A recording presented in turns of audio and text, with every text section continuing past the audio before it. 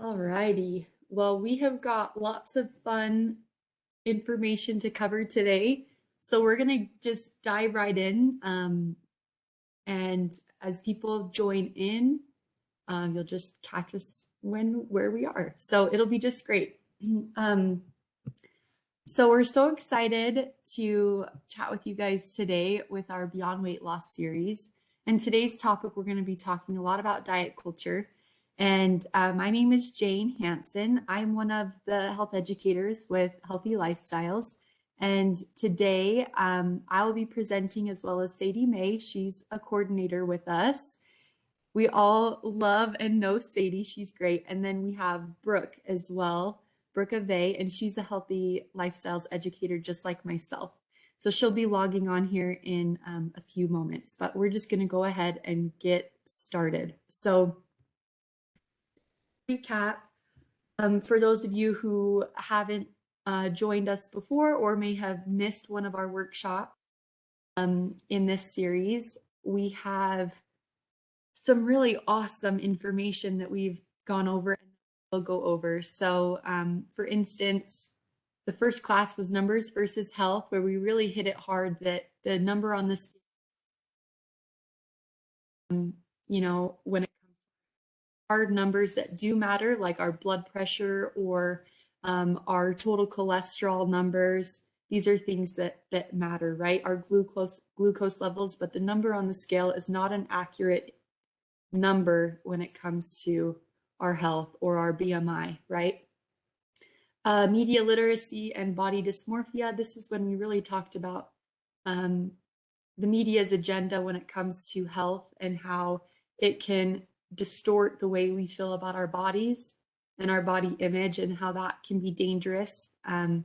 So we found some ways to combat that and recognizing that our body is not just or our body is not an ornament to be looked at. It's an instrument for us to move and enjoy and live life. And last week we had weight loss myths from a registered dietitian at St. Mark's Hospital. And really, our objective with this entire series is to take the emphasis off of weight and more on life, because life is to be enjoyed and it's to be lived. So if you've missed any of these, please, please, please visit us at our website and you can watch them or listen to them at your own time because it's definitely well worth your time. So, sorry about that. Next, we're going to talk about the objectives. So first, we're going to define diet culture, and we're going to talk about how intuitive eating diet and how media reinforces the harm of. Jane, your sound keeps going in and out. Can you hear me okay? I can hear you when you lean in a little bit. Do you have headphones on you? I do. One moment. Let's see if that helps it at all. Okay.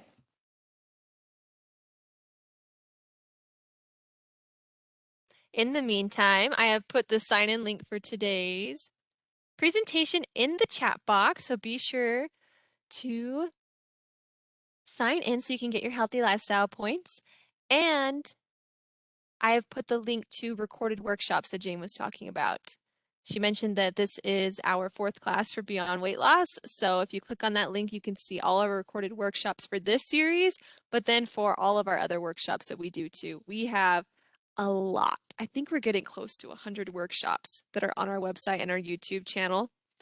And you can watch them for points. And so we have quizzes attached to those that are available for points.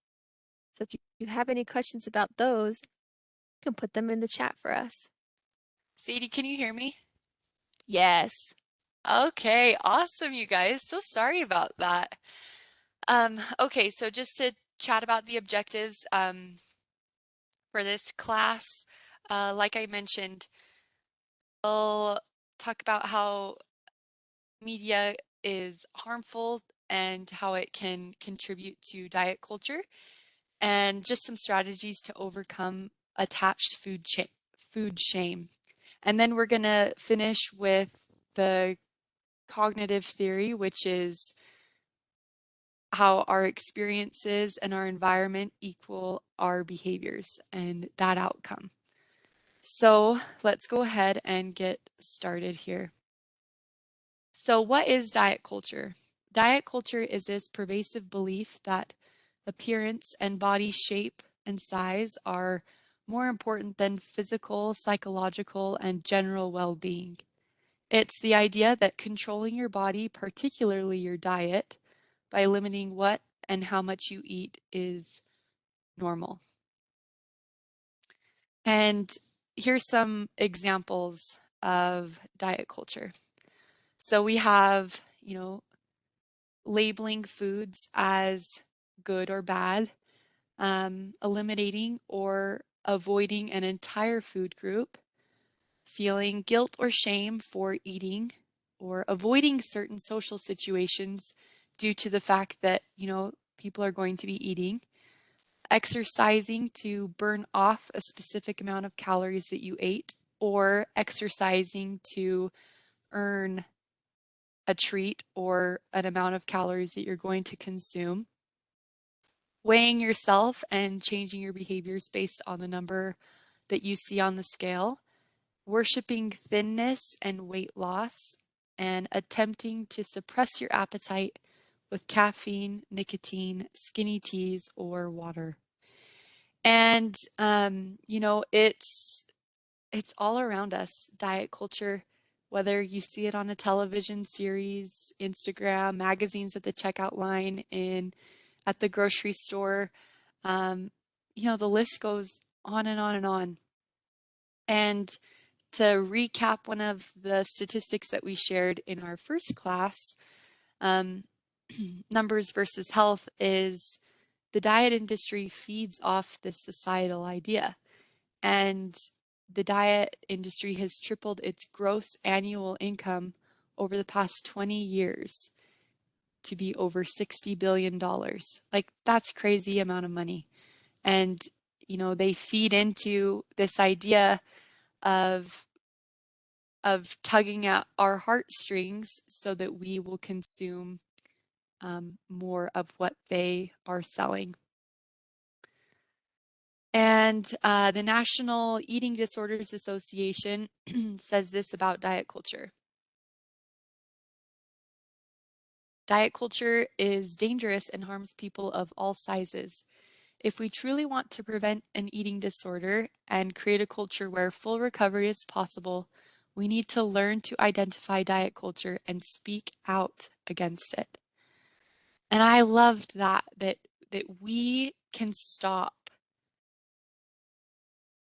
We can stop it with speaking out against it, with knowing what is diet culture and how we can change it.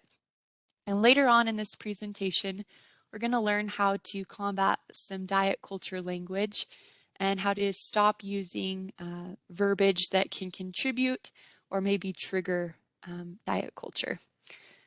So the next thing we want to talk about is fad diets. And fad diets contribute to diet culture.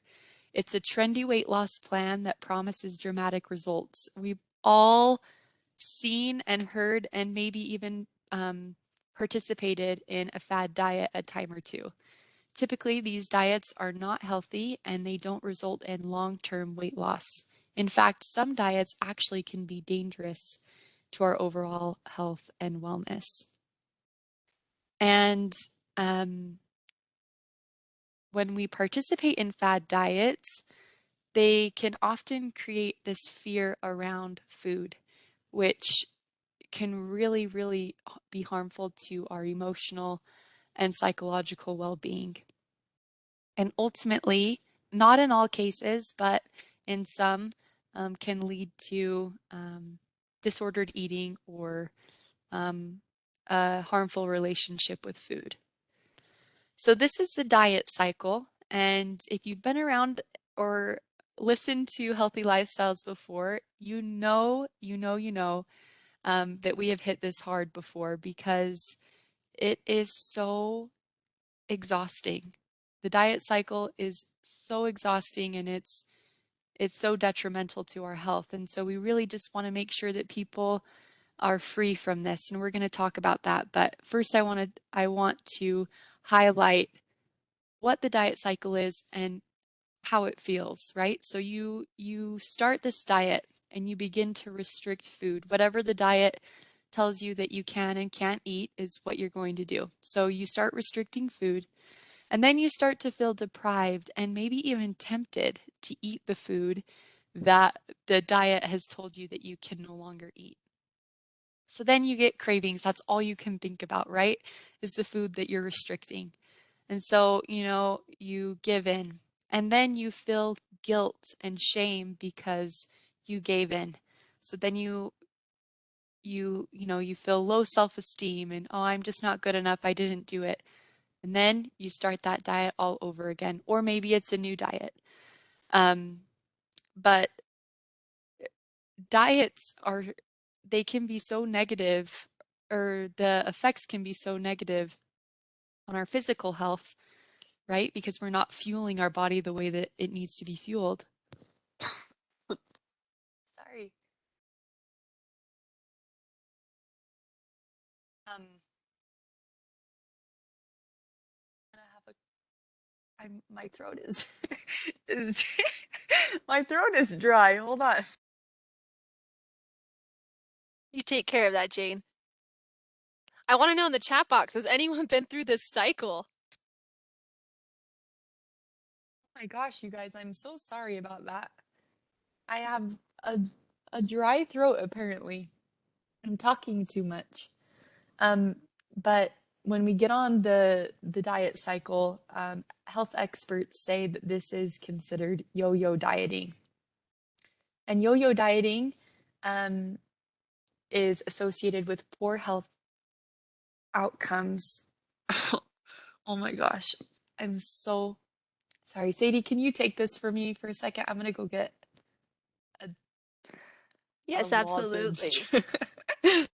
Absolutely. So we have the diet cycle in two different phases, right? So Jane talked about what happens to you mentally, and this cycle shows it as well. And a lot of you put in the chat box that you have felt the same way, where you have felt some sort of unbalance in your life. So you decide to go on a diet, or maybe you were encouraged to go on a diet by another healthcare professional.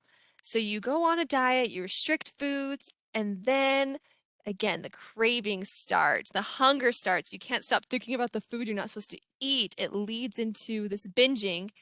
Then you feel guilt for eating it. And then we start our diet again. It happens and just over and over. But what actually happens too to us physically is what we know as yo-yo dieting. Let's see if it's on her next slide.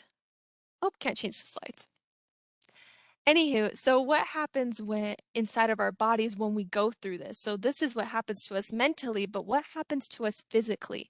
When we start restricting foods from our diets, or we're starting to consume fewer calories, our bodies go into this natural survival mechanism that was meant for periods of famine. And what happens is every time you restrict your body, the next time you eat, it's actually going to hold on to every single piece of fat it can, because you have starved yourself before. Because your body knows that you like to restrict. So the next time you do have something, it starts to hold on to that food so that it can use it for later energy, because it knows that you go through this cycle. Our bodies know ourselves better than we even do. And then we start to gain the weight back. People will notice too, you may have gone on your very first diet and saw great success. And that's because you were going through the first starvation period. But as you started to give into those cravings and maybe binge or overeat, your body holds on to that fat. And so then it's harder to lose weight when you go on your next diet. So that's kind of this never-ending cycle. So if you've been through this before where you thought, oh, I tried this fad diet once before and it worked really well, but then I fell off the wagon, and now now I can't lose weight like I was when I did this diet before, and that's the reason for it.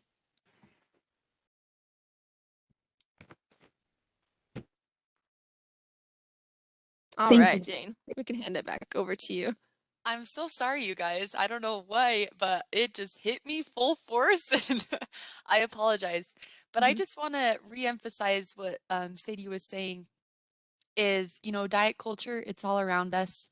And we may have even participated in, a fad diet or the diet culture language a time or two, but that's okay. This presentation is not to make you feel guilt or shame when it comes to food. It's, in fact, the complete opposite. This presentation is to help you feel free or to free yourself from diet culture.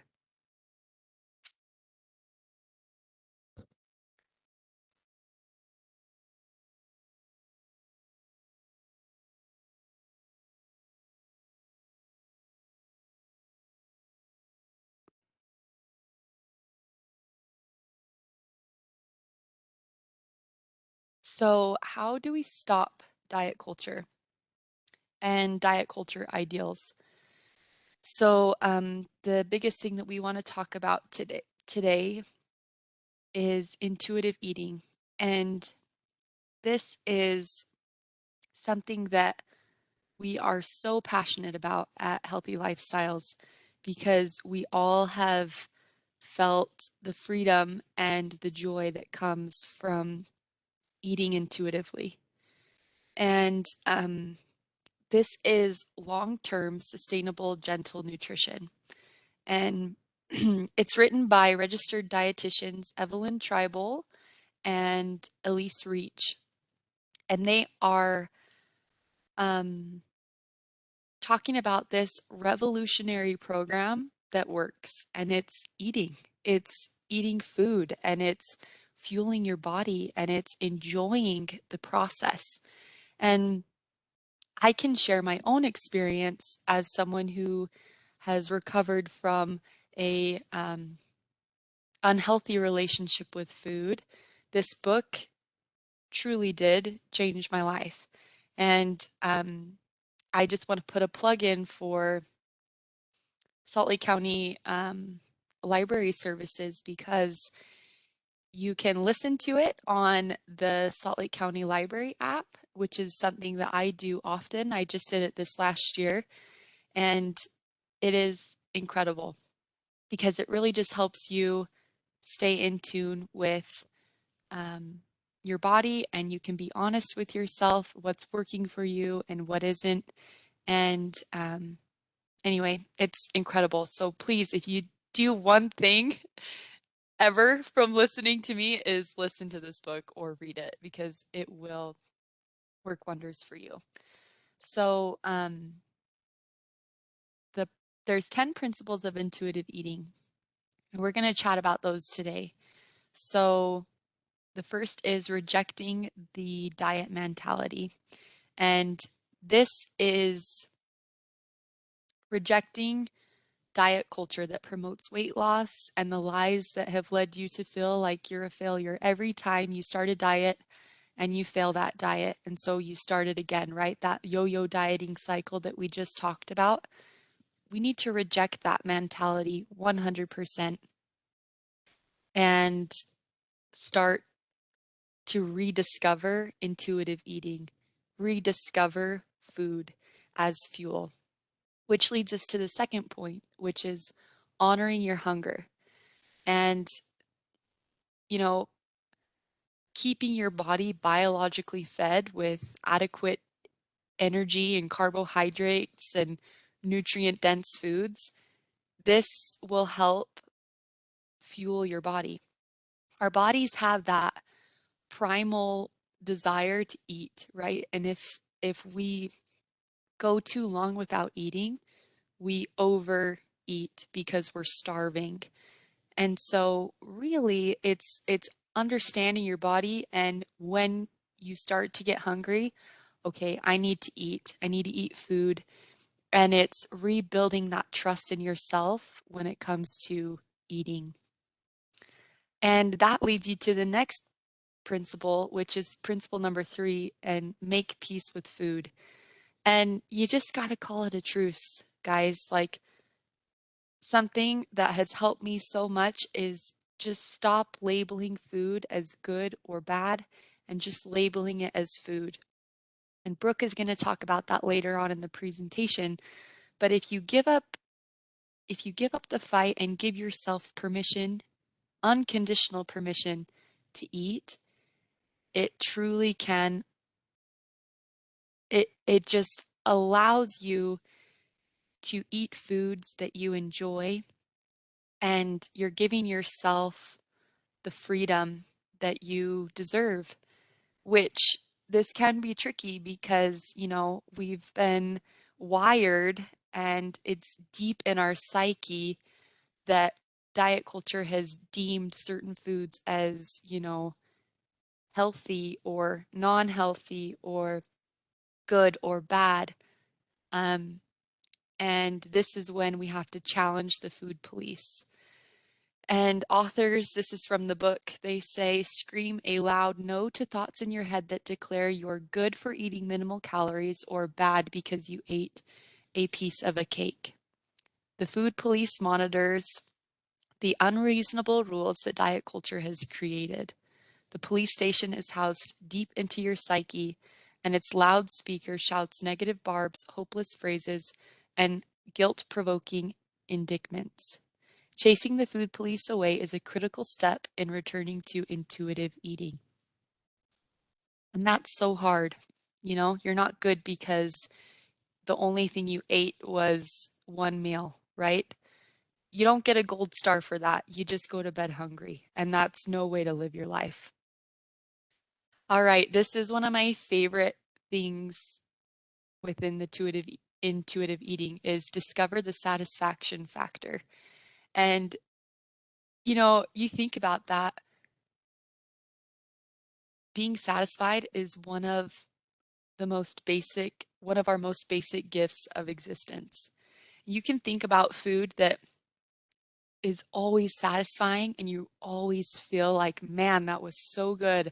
I'm so glad I ate that, because it fills you up with excitement and joy, but also you rediscover that you may not truly enjoy what you thought you always enjoyed, but your diet has told you before that that's what you can eat. But when you get to decide what tastes good and what doesn't, then you get to decide, okay, I'm no longer hungry. I no longer need that because you've discovered the satisfaction factor. And I absolutely love that. I was a few years ago, my husband and I, we went on a cruise, and I told myself, I was like, I'm going to intuitive eat on this cruise. This was when I really wanted to hit it hard and enjoy food. And I have to tell you, those experiences eating on that cruise ship were some of my very favorites because I rediscovered the satisfaction factor on foods that I was like, man, I'm going to eat 12 ice cream cones a day. But instead, I was like, I'm going to eat until I'm going to eat this food until I'm satisfied. And then I gave myself permission to eat, and I gave myself the freedom to eat, and therefore I was able to honor my fullness, which is point number 6, is feel your fullness. And in order to honor your fullness, you need to trust that you will give yourself the foods that you desire.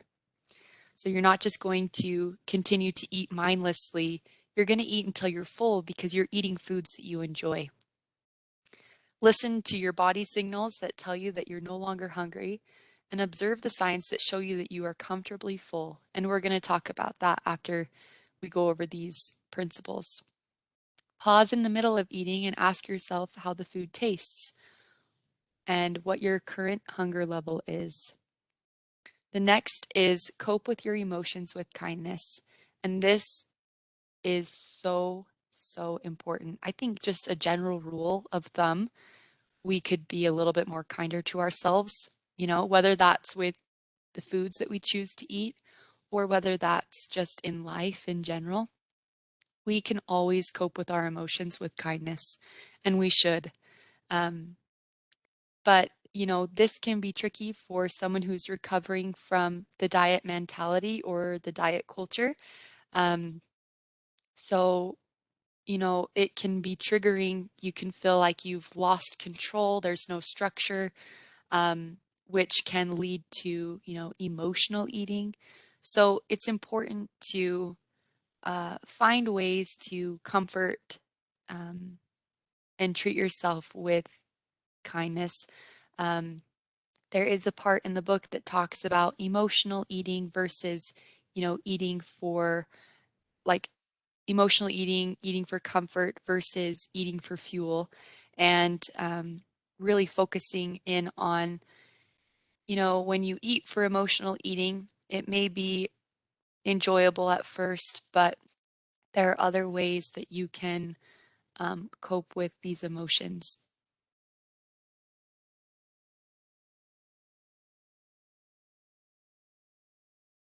Can you guys still hear me? Okay. Yeah, I just got a notification. The next is respect your body. Accept your genetic blueprint, right? We're not all going to look like a certain individual that we want to look like, right? Our genetics, they are beautiful and empowering, but they're all different. And that's what makes them so unique and so beautiful. So respecting your body and knowing that, just because a person with a shoe size of 8 is not realistically going to fit into a shoe size of a 5 or a 4, you know, you have to be reasonable and realistic with your genetic blueprint. But mostly just respecting your body so you can feel better about who you are and where you are. And it's hard at first, when you have the diet mentality deep into your psyche. But to break this, it's so important that you recognize that all bodies deserve dignity. The next is movement and feeling the difference. Something that, if you've listened to our podcast for this month of Beyond Weight Loss series, we talk with the registered dietitian, Brooke, and she's incredible. And she talks about movement and how we sometimes even need to change our verbiage when it comes to movement. Instead of like, we should avoid the word exercise because that can sometimes be triggering. But movement, to feel the difference, do things you enjoy, do it and enjoy it and have fun. And if there's an activity that you have engaged in years ago that you loved, pick it up again, pick that hobby up and try it out, because movement is key to helping us feel good and helping us sleep better and fuel ourselves the way that we need to. It makes such a difference in our emotional, mental, and physical well being. And then, of course, the last one is honoring your health with gentle nutrition and making food choices that honor your health and your taste buds while making you feel good. That is what it's all about. Remembering that you don't have to eat perfectly to be healthy, but you will not, suddenly get a nutrient deficiency or become unhealthy from a snack, a meal, or one day of eating. And this is again from the book. It says, it's what you eat consistently over time that matters. Progress, not perfection, is what counts. And I just wanted to ask, maybe you can throw it in the chat. Have you applied any of these intuitive eating principles before? And if so, how has your relationship with food changed? So you can throw those into the chat.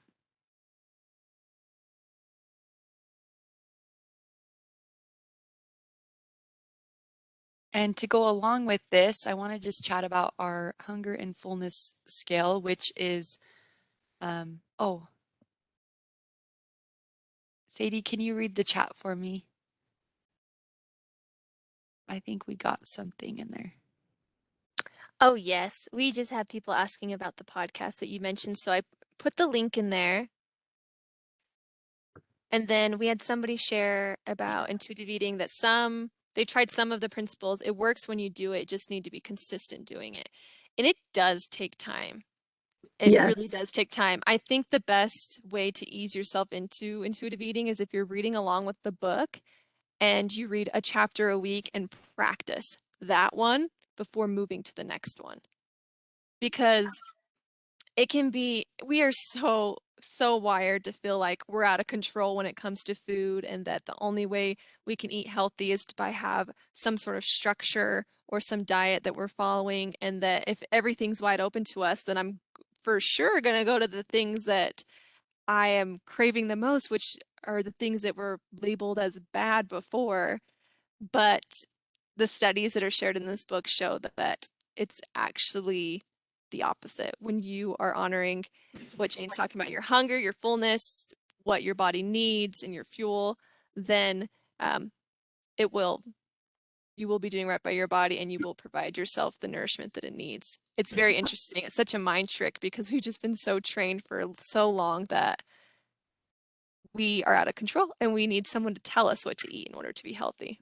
Absolutely. And along with what Sadie was just saying, I think it's important to highlight that in some cases, individuals, they do need a more structured eating plan. If chronic health conditions run in their family, such as, type 2 diabetes, heart disease, high blood pressure, right? These are all chronic health conditions. And, chatting with your primary care physician or a registered dietitian to give you that structure is great. But this is to just as a general rule of thumb, is intuitive eating is so freeing. It can really provide you with just joy in life, which is really what it should be. Okay, are we good to move on? We're going to talk about the hunger and fullness scale. Oh, I think meditation and love and loving ourselves more is so huge. Also connecting with nature is so helpful. I agree, Monica.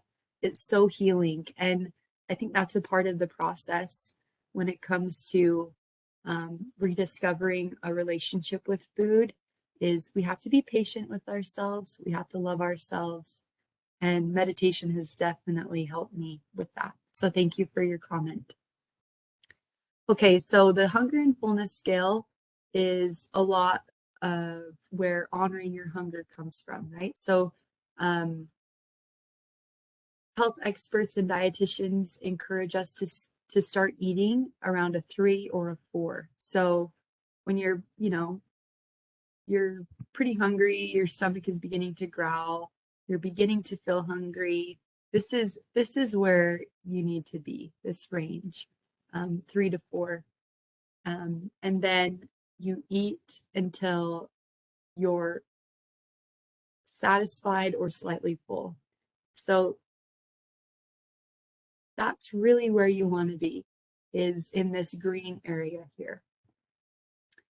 And then just some tips is, by not waiting too long, it may make it easier for you to thoughtfully choose what you're going to eat and what you'd like to eat, rather than, like the principle says, is you have this primal desire to just eat everything really quickly, and have not take a ton of thought as to what you're eating, but keeping nutritious snacks available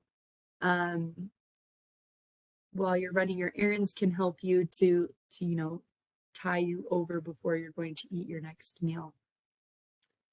So some tasty snack ideas, they include whole fruits, nuts, hard-boiled eggs, veggies, and hummus.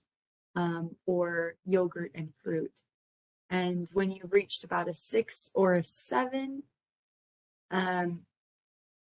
you want to be within that 6 range where you're just satisfied. So within 15 to 20 minutes, you'll likely be at a 7, but not totally uncomfortable. So just being, like I said, honest, intuitive with yourself, just checking in halfway when you're eating your meal, stop and take inventory. Yes, I could eat more. I'm full. And that's when trust comes into play, is you have to practice it, like Sadie said, because ultimately you'll feel so much better by giving yourself the ability to be in control that way. In the chat, it says, I try to choose the most healthy choices on a regular basis, but I also allow myself to eat whatever I want once in a while. That's awesome. You've got to give yourself permission to eat, right? That's a part of it. I love it. So I'm going to turn the time over to Sadie, and she's going to talk a little bit more about the media and health. Okay, everybody. So we discussed in our media literacy class how the beauty industry can distort the way we see ourselves and create self-objectification. Well, the diet industry does the exact same thing, but they pose as the health industry, telling us a right way to eat or a right way to look in order to achieve health. And I think that's what's very confusing, especially if you're hearing the intuitive eating principles and some of you are hesitant, like, well, is that going to help me lose weight?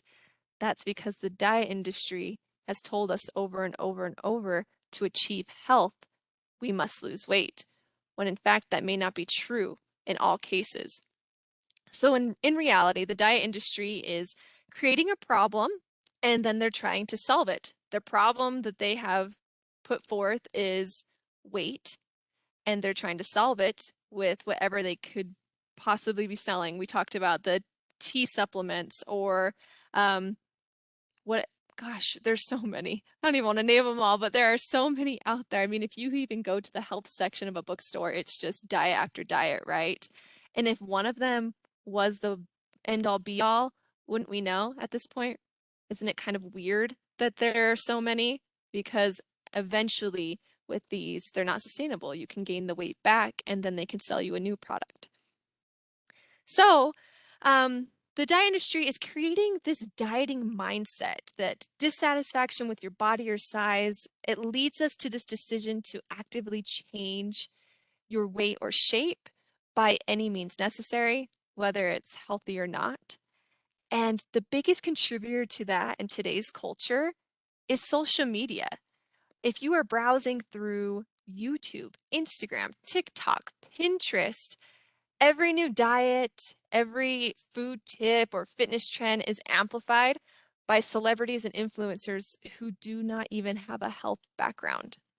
But because we see their lives and it's very one-dimensional by what we're viewing, we automatically think that that's what we need to have, right? That's what we need to be happy, successful, it looks desirable, and they're doing that based on simply just what they look like. We're completely judging a book by its cover.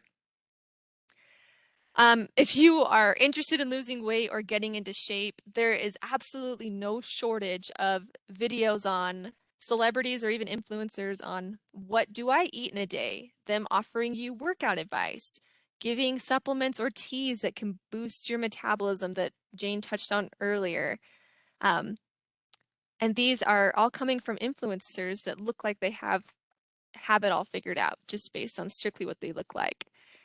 But do they have the most reliable information? And I think it's important to touch on this when we're talking about intuitive eating and diet culture, because we need to know where these messages are coming from on a daily basis so we can reject them in our minds rather than having them down in our psyche forever, right? And then we're on this yo-yo dieting cycle. So, a study conducted by researchers at a UK university actually examined the 9 most popular social media influencers to determine if their health information on weight loss was trustworthy, if it was evidence-based, and overall if it was even accurate. So at the conclusion of this, they found from these influencers that had over 100,000 followers each, they had a verification on 2 social media sites. So a verification is that blue check mark to say that this person is a public figure. And they had to have an active weight management blog. And out of these 9 influencers that were the most influential in the United Kingdom, only 1 provided accurate, trustworthy health information that was evidence-based. And this influencer was a registered dietitian. So it makes a little bit more sense, right? While the other 8 were just self-proclaimed health professionals. So when compared to the Public Health of England's daily calorie targets, not one of the influencers actually met how many calories people should be getting a day. So every single one was under the calorie count. And if you followed any of their prescriptions or plans that they had put out for a diet, you would have been under calories and frankly, malnourished and hungry. What are your thoughts on this information?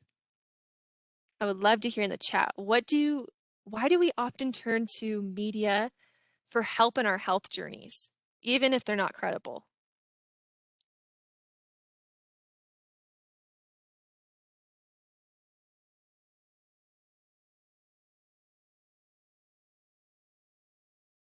Because we see it all the time. Yes, it just seems normal, right? Because we want to fix all. Yeah, we want it quick too. We're busy people. Because people desperately want a different answer than what we've already tried. Yes. It's easy. It's not surprising, but kind of sad. It is. It is very sad. It's sad that people are tricking us. And I also think that even the people that are influencing us can fall victim to this too, because they are living in a world of diet culture. People who have to sell a product like to use them as, oh, well, you look like the ideal that we want to portray. So let's use your platform to sell whatever our product is. And because they're victim of this too, it's just kind of this never-ending cycle. We have a comment that says, my daughter and I were going to the gym and we got a trainer. A woman said, I see you guys exercising and you're such an inspiration to everyone. Why do I have to be an inspiration? I'm just trying to get healthy. This is the reality of how you are treated when you are overweight. Thank you for sharing that. Yes, I think we've seen that a lot with Lizzo, the rapper, that she's a larger body woman too. And people often say, oh, wow, you're such an inspiration, or we're so happy that you're promoting body positivity. And she's like, I'm just living my life. And sometimes we go so far the other way, with weight stigma, that it can seem patronizing. It's like, I'm just exercising like everybody else here in this gym. Thanks for sharing that, Lisa. Yes, exactly.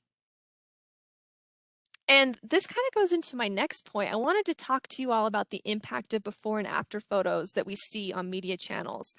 And marketers are actually calling this a social trigger. So this type of content with before and after pictures promotes what we see as desirable in the after photo and not desirable in the before photo. And so what does that do to our psyche?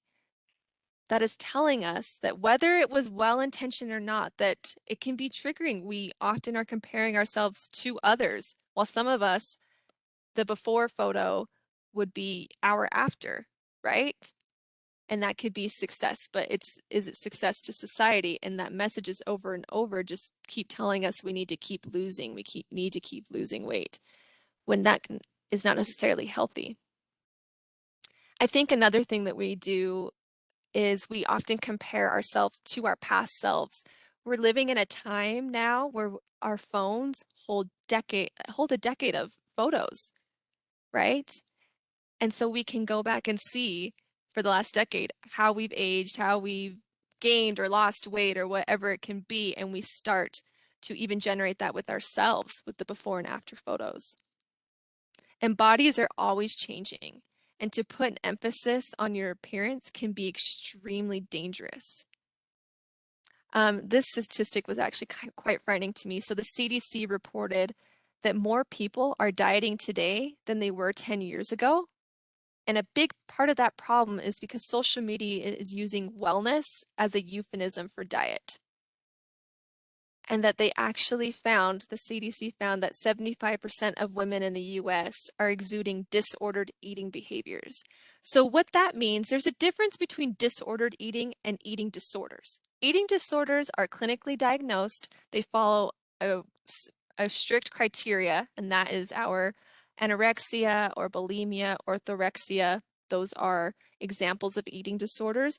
But disordered eating are behaviors like frequent dieting, feeling a loss of control with food, feelings of guilt after eating, things that Jane had mentioned before. If we're restricting ourselves, if we're trying to make up for a bad day, if we, on Thanksgiving, we, gorge ourselves, and then on Friday, we're trying to work it all off, that can be disordered eating. So the most significant difference between the two is the people that are going through disordered eating and eating disorders, what's going on in your brain is very similar. You are still feeling that pain and that guilt, but those who are going through disordered eating may not be going to the lengths that somebody with an eating disorder is, but the pain on the inside is still very much the same. So I'm here to talk about ways that we can fight these messages that we're seeing. Jane talked a lot about how we can fight with our eating behaviors, and I want to talk about how we can fight diet culture within the way that we talk and also how we see health and wellness. So just like it is difficult to feel positive about your body when you're judging it based solely on looks, it's really difficult to feel positive about health when you're judging it based on your looks. So resist making large bodies a disease. So resist seeing people who are in large bodies, whether that's yourself, as a disorder or disease, because that's not necessarily true. There are healthy and unhealthy people of all shapes and sizes. Dieters often miss out on important nutrients. So for example, dieters often do not get enough calcium. Sometimes they experience severe dehydration, experience loss of muscle strength from lack of nutrients. So if you're looking for reliable sources for nutrition and meal ideas, I have some examples here. And I can put these in the chat box too, along with the links. But if you go to the American Heart Association's website, you go to the Dietary Guidelines for Americans of all stages of life, the Healthy Eating Plate, nutrition.gov, all of these are going to have meal ideas. If you are running out, they're going to have nutritious snacks for you for breakfast, lunch, dinner, for people who are vegetarian, people who are vegan, gluten-free, whatever it may be. They are not giving you a meal plan of what you should be eating at every single sitting, but it gives you a great guideline for how to get enough nutrition in your day. And I need to speed this up because we got to get to Brooke's section. Changing your language around health, food, and body. So we often hear people may say things like, I'm so fat, or I need to lose weight. Try changing it to something like, I don't feel good about my body today. When we're feeling unbalanced or sluggish about ourselves, we often describe it as fat, but we should take a breath and remind ourselves that our body is an instrument, not an ornament, and do what you need to fuel your body, whether that's with food, movement, meditation, nature, social time, sleep. Do what you need to do to feel balanced rather than describing yourself and what you look like. Telling someone who has lost weight that they look great. I mean, we do this with the best intentions, but again, this can be very dangerous. So the diet culture says that losing weight by any means necessary is good, but that's not true. Someone may be losing weight from side effects from an illness, depression, major life events like a death or divorce, or possibly even having an eating disorder. So if you see someone that looks happy or looks good, tell them you look happy, or you make me happy when I'm around you. The last one I want to share is talking about having cheat days. So people that are on really strict diets, sometimes they leave one day open to eat whatever they want. And what I would change this to is just not saying anything at all. You don't have to justify eating to yourself or to anyone else. Diet culture teaches us that we must have an excuse to eat certain foods, but you don't. So if it helps, you can put food in categories in your mind as nutritious and satisfying. So today I am focused on nurturing my body. Today I'm focused on satisfying my body. And the last thing to help fight diet culture is celebrate mental health wins, celebrate major life events, celebrate your accomplishments that have nothing to do with your appearance. All right, Brooke, take it away. So much, Sadie. I love what you have just talked about, and I want to talk a little bit about why do we have those thoughts? Where do they come from? Why do we think I'm so fat, I need to lose that weight, and then proceed to feel that urge that I need to go on a diet? Well, the social cognitive theory helps us understand why. It describes how an individual's experiences, the actions of others, and environmental factors shape and influence our behaviors. So essentially, our experiences and our environment equal our behavior. So, how many times have you guys had family members, co-workers, or close friends talk about their weight and their bodies and the latest diet that they've tried out? The when they're talking about this stuff, it's all very harmless. They're saying, "Oh, I don't love my arms, and I don't love, you know, how I feel right now," or "This diet was great." There's no malicious intent about it. If anything, it's self-deprecating to them. So, they're not thinking that it's going to have any effect on you. But here's the thing. It does. When we hear other people talking about themselves like that, we begin to internalize those thoughts ourselves, and then we critique those things ourselves. We start to analyze our arms, or we start to look into that diet and say, what's so great about that? Maybe it'll work for me. And again, it's never meant with poor intent, but it happens. So I have a video that I wanted to share that shows just how impactful the small things that we say can be. So I can pull it up and share it. I don't think I linked it, Jane, sorry. And let me.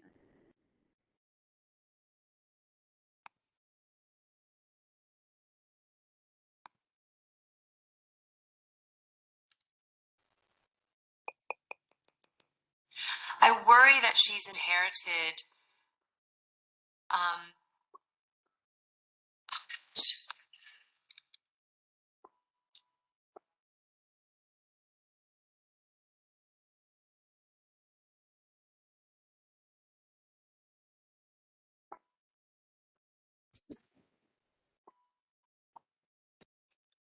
my number one hate on my body is my eyes are wonky, my bingo arms. I have very big legs. I'm not keen on my legs, but I just try to focus on the fact that they're very strong and that I'm a very good runner.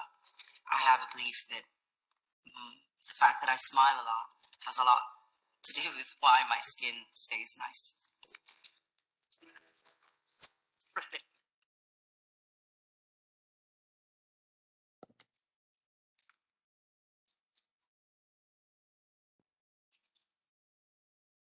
Oh, that's right. Feelings is next. Okay.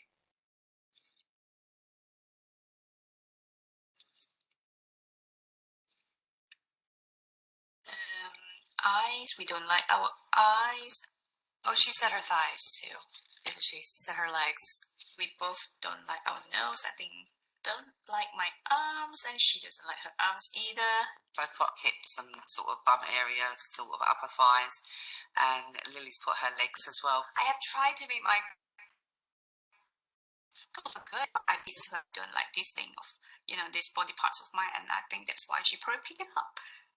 Yeah, looking at it, she really picks up a lot of my ways. She does. Just be confident with yourself and just realize how you can influence your child.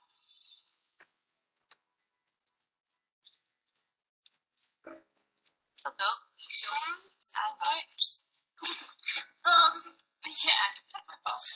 I like my face because it's smiley. Legs, you wrote legs. Why do you like your legs? Really? Is that why you like them? Self-worth and beauty, it is an echo. An echo from me to them, and then from them to others. Be happy. Just be happy. How I feel about myself really affects how she feels about herself.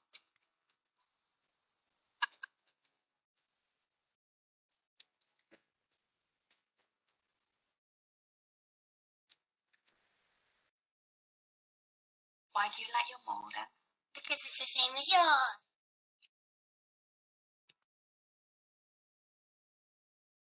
Righty. So I'd love to know your thoughts and takeaways from the video. If you want to throw that in the chat box. I know, obviously, it just goes to show how impactful our words are. You see, as a mother, you don't think about what you may make comments of, is my sound okay? Can you guys hear me? Yeah, I can hear you.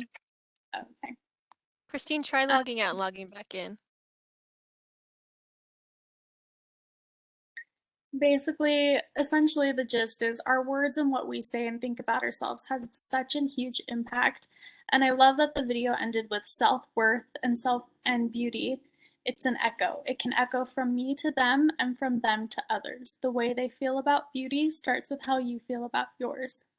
And it's just I hope this allows us all to reflect on ourselves and how are we speaking about ourselves. Again, we don't mean to hurt others by what we say. It's most of the times it's self-deprecating, but even those self-deprecating thoughts and things that we say really do affect others.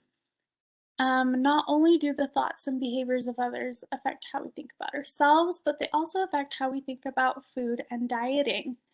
I didn't totally understand this concept until I had a child of my own, and I came across this study called Finish Your Soup, where a nutritionist, Leanne Birch, showed that when children were pressured to finish their soup in order to get dessert, they ate less soup overall and liked it far less than kids who were allowed to eat dessert, regardless of whether they finished the main meal. So, how many of you guys growing up were told you need to finish your dinner in order to get dessert? I know I was, and I know, when we go over to friends' houses, it was kind of the same thing. So, essentially, from a very young age, our environment conditioned us to believe that treats were something that that needed to be earned, and that we needed to finish the maybe healthier food before we could have the treat. And developed at a very young age sort of a distorted perception of food. Rather than seeing all foods as equal and seeing food as fuel, you begin to view some foods as being greater than others. And this study is where I came across the concept of serving dessert with dinner. So, by serving dessert with dinner at a young age, it not only takes the novelty of having a treat away, but it allows children to tune into their cues and eat what they're truly hungry for. It may seem weird to place a chocolate chip cookie next to some broccoli, but what's being taught is that all foods are morally equivalent. And I believe that's an especially important concept to understand as an adult. As mentioned earlier, the diet culture has taught us that foods are good, some are bad, and we need to break that cycle now and be an example to our kids and our families and those around us that all foods are equal. And so, just to kind of wrap up, I know we're out of time. We've got a minute left. How to influence these areas and the way we see food and eating in a positive way. So essentially, just summarizing what we've talked about already. Jane talked about giving yourself permission to eat. Be mindful of what you eat. Be intuitive with what you eat. Use that hunger and fullness scale and allow yourself to eat what you want when you want it. Again, just using your internal cues to do so. Sadie talked about reframing how you talk about yourself and food. It's also important to welcome all foods into your diet. and to feel comfortable consuming a wide variety of them. In order to fill your body's nutritional needs, you need to consume proteins, fats, carbohydrates, micronutrients. You can't cut any of them out in order to get the proper nutrients that you need in order to survive. So eat all foods. It's also important to eat for both pleasure and hunger. Both ways are extremely important to your health. Eating for hunger not only nourishes your body and allows you to continue to function properly, but eating for pleasure makes us happy. It brings those positive feelings and experiences back with food and not always negative connotations.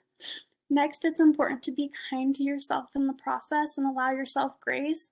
I think it's easy where you have a night out and maybe you ate more than you wanted to, or you weren't planning on eating something and then you did and you feel guilty and terrible about it. That's okay. That's life. That's what happens.